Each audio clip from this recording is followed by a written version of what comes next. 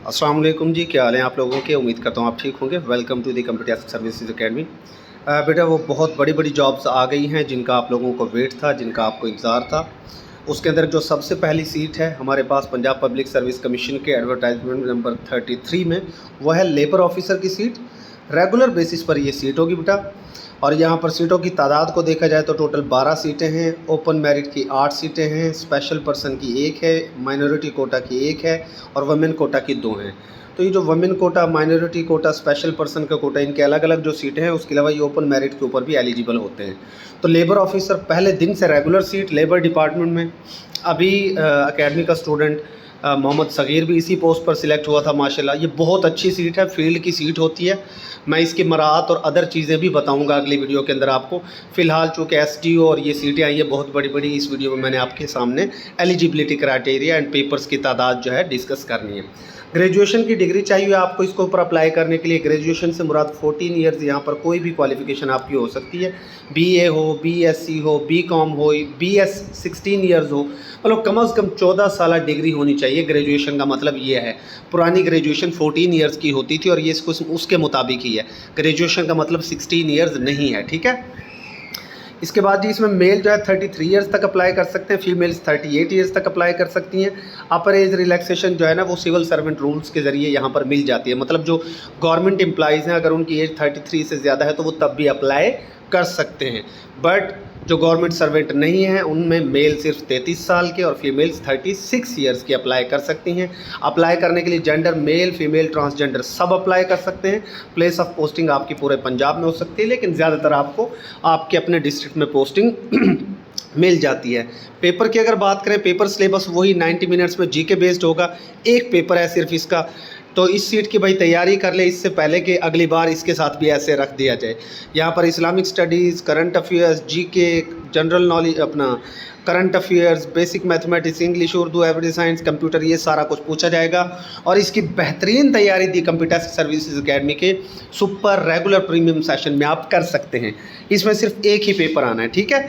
तो ये बड़ा ज़बरदस्त मौका है और मैं ये पहले ही कह चुका था कि अपकमिंग सीटों के अंदर जितनी सीटें आने वाली हैं उनकी तैयारी आप फ़ौरन स्टार्ट कर दें। जो लोग साथ साथ नहीं करते ना, बिल्कुल एंड पे आकर करते तो वो फिर पीछे रह जाते हैं। आगे जी वो पोस्ट है जिसका आपको बड़ी बेसब्री से इंतज़ार था और वो है सब डिविजनल इन्फोर्समेंट की सीट। ये मैं अगली स्लाइड में ओपन कर लेता हूँ ताकि आपको थोड़ा सा क्लियर नज़र आए। Punjab enforcement and regulatory authority पीरा फोर्स की ये सीट है, एसडीओ की सीट है। और यहाँ पर 101 सीटें के जैसा कि बताया जा रहा था उतनी ही सीटें अनाउंस हुई हैं। इसमें तकरीबन ये 78 ओपन मेरिट की हैं। स्पेशल पर्सन जो मुझसे बार बार आकर पूछ रहे थे उनकी भी 3 सीटें हैं, क्योंकि इसमें फिजिकल मेजरमेंट क्राइटेरिया कुछ भी नहीं है। माइनॉरिटी कोटा की 5 सीटें हैं, वुमेन कोटा की भी यहाँ पर 15 सीटें हैं। तो फीमेल्स के लिए, माइनॉरिटी के लिए, स्पेशल पर्सन के लिए, ओपन, सब के लिए बेहतरीन मौका है अप्लाई करने का। रेगुलर बेसिस पर पहले दिन से ये सीट होगी। Sub divisional enforcement officer 16 grade का ऑफिसर होगा। तकरीबन 150 के इसकी सैलरी बनेगी। इसकी पर्क्स, प्रिविलेजेस, सैलरी वगैरह पूरी वीडियो मेरी आपको एंड स्क्रीन पर मिल जाएगी, वो मैं पहले ही बना चुका था, ठीक है। अब चाहिए क्या जी, bachelor honours. Bachelor honours or equivalent. Honours से मुराद है 16 ईयर्स की डिग्री चाहिए आपको। 16 ईयर्स की कोई भी डिग्री आपके पास हो, कोई भी डिग्री आपकी साइंस में है, आर्ट्स में, एम में Urdu, BS Urdu, M com English, BS English है, बीएस पाकिस्तान स्टडीज़ है, बीएस कोई भी सब्जेक्ट है ना आपका, 16 years you are eligible. Age की अगर बात करें बेटा तो 35 साल के मर्द और 35 ईयर्स के फीमेल्स, यानी दोनों के लिए ही, मेल हो चाहे फीमेल हो, भाई कोई यहाँ जेंडर इक्वालिटी रखी गई है। उन्होंने कह दिया जी मर्द हो या औरत हो 35 साल से ऊपर आप नहीं जा सकते। 22 से 35 साल के लोग सिर्फ अप्लाई कर सकते हैं और कोई अप्लाई नहीं कर सकता। और यहाँ नीचे जो इम्पोर्टेंट नोट है इसके मुताबिक ये है कि कोई मज़ीद आपको एज रिलैक्सेशन नहीं मिलेगी। सिविल सर्वेंट्स रूल यहाँ पर अप्लाई नहीं होगा। अब कट ऑफ डेट इन्होंने रखी है 1 जनवरी 2025, मतलब अब से 7-8 महीने पहले की डेट है। उस वक्त अगर आपकी एज 35 साल थी तो आप तब भी एलिजिबल हैं। याद रखिएगा बेटा, जब भी 1 जनवरी किसी ईयर की डेट रखी जाती है तो वो हमेशा मल्टीपल पेपर्स के लिए रखी जाती है। तो सिलेबस इसका इन्होंने अभी नहीं दिया, बाद में बताएगा पीपीएससी। तो कंफर्म बात है कि इसका जो सिलेबस होगा वो कम से कम 3 पेपर्स होंगे। पहला पेपर आपका यहाँ पर जीके का होगा, ठीक है। दूसरा पेपर आपका यहाँ पीरा लॉज के मुताबिक होगा, कुछ रेवेन्यू लॉज भी हो सकते हैं। और तीसरा पेपर आपका यहाँ पर इंग्लिश एसे का कम से कम लाजमी होगा। हो सकता है कंपोजिशन भी साथ डाल दें, ये डिपेंड करता है कि डिपार्टमेंट उनसे क्या कहता है। अगर डिपार्टमेंट उनसे कह देता है कि जी हमें सिर्फ 2 पेपर चाहिए, तो हो सकता है बीपीएससी सिर्फ 2 पेपर ले ले, ठीक है। तो बहरहाल आप अपनी तैयारी अभी से स्टार्ट करें। उसकी वजह यह है, एसडीओ का सेशन वैसे हमारा अल्हम्दुलिल्लाह एक बैच ऑलरेडी चल रहा है और वहाँ स्टूडेंट्स के 3-4 सब्जेक्ट्स हो भी चुके हैं जीके बेस्ड ना, और लॉज उनके हमने स्टार्ट करवाने अब। तो भाई इसके अंदर आपने जब तैयारी करनी है फ़ौरन अभी से करनी है, क्योंकि ये इसको 2 मंथ्स के अंदर अंदर पीपीएससी कंक्लूड करेगा, तो जनरल सेशंस में इसकी तैयारी नहीं होगी, ठीक है। स्पेशल बैच इसीलिए हम जो है स्पेशलाइज्ड कैडर की तरफ अब चले गए। स्पेशलाइज्ड कैडर की हम बात करें, असिस्टेंट इलेक्शन कमिश्नर का हमारा अलहदा बैच चल रहा है। तो उसमें हम इन्हीं सब्जेक्ट्स को टारगेट कर रहे हैं जो उनका जो सब्जेक्ट्स मौजूद हैं। इसी तरीके से एफबीआर का हमारा अलग बैच चल रहा है। हम स्पेशलाइज्ड बैच चला रहे हैं अब स्टूडेंट्स के लिए, और उनके मार्क्स के हिसाब से उनके टारगेट्स यहाँ पर हमने जो है वो मैनेज किए हैं, ठीक है।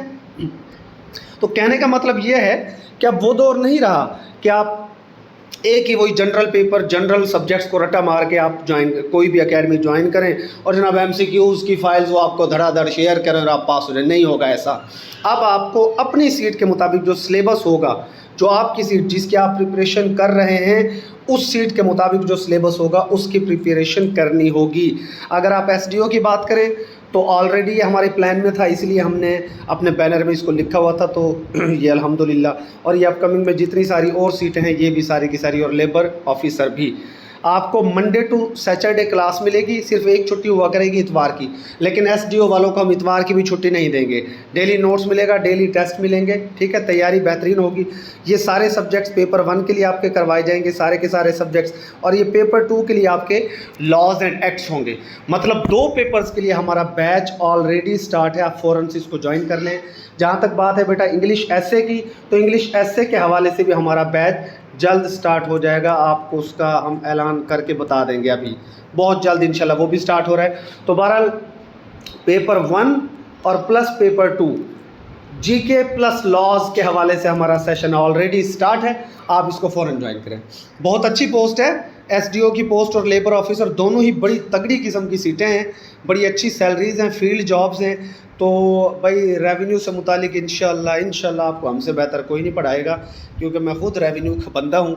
और लॉज पढ़ाने के लिए मेरे साथ मेरे भाई, मेरे दोस्त हसन जमील साहब हैं, जो कि लॉयर भी हैं, एक्सपर्टीज़ रखते हैं अपनी लॉज के हवाले से। और मज़ीद इम्पोर्टेंट वो इस वक्त जो है करंट एक्टिंग वो तहसीलदार भी हैं, वो मजिस्ट्रेट भी हैं, ठीक है, प्राइस कंट्रोल मजिस्ट्रेट भी हैं। तो उनको पता है कि प्राइस, हम सब कोई अल्हम्दुलिल्लाह रेवेन्यू वालों को पता है कि पीसीएम प्राइस कंट्रोलिंग मजिस्ट्रेट्स किस तरीके से काम करते हैं और पीरा लॉज कहाँ कहाँ किस तरीके से काम करेंगे।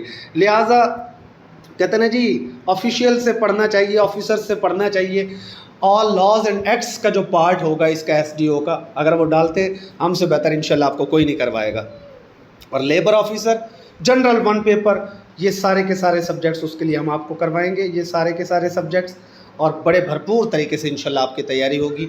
आप हमारे डेमो लेक्चर्स देखिए, डिस्क्रिप्शन में पड़े हुए हैं, और एंड स्क्रीन पर अभी आपको एसडीओ के हवाले से मेरी पूरी वीडियो नज़र आएगी, वो वॉच कीजिएगा कि एसडीओ की प्रमोशन किस तरह होनी है, कितना इसका प्रमोशन चांसेस हैं, कहाँ तक जाएगा, सैलरी कितनी होगी, गाड़ी मिलेगी नहीं मिलेगी, वो सारी तफसील करियर काउंसलिंग की मेरी प्लेलिस्ट है, वहाँ पर भी पड़ी हुई है। स्टे ब्लेस्ड, अल्लाह हाफिज़।